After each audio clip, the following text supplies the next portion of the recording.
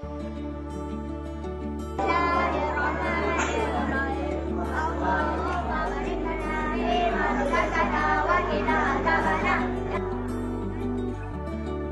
warahmatullahi wabarakatuh.